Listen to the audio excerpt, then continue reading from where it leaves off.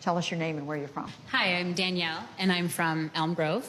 I grew up in Tosa. I also went to Marquette. We have a lot of Marquette alums around here. Right. And I have 3 young kids. I have a 7-year-old, an almost 5-year-old, and a 2-year-old. And I think one of the things that we haven't really addressed is what will keep our kids safe. We've heard a lot of rhetoric about, I'm afraid of my kids seeing a drag queen, which I have taken my kids to Drag Queen Story Hour. It is like going to any other princess party. Like, there is nothing sexual about a drag event that is geared towards children.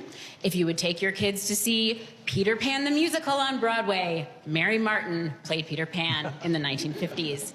There is nothing scary about it. What is scary is the idea that I think every single day when I drop my kids at school, will I see them come home, or will someone come into the school and shoot them? And I also think, as my kids get older, will they be made to feel othered because people were afraid of their self-expression, and so then they will harm themselves? My dad died of suicide about 11 years ago. I'm so sorry. Thank you. And he was very easily able to access a gun in this state, despite having a history of mental illness. So when I think of things that are scary, when I put my kids to bed at night, I'm not afraid of a Drag Queen Story Hour. I'm afraid of what's actually going to happen to them.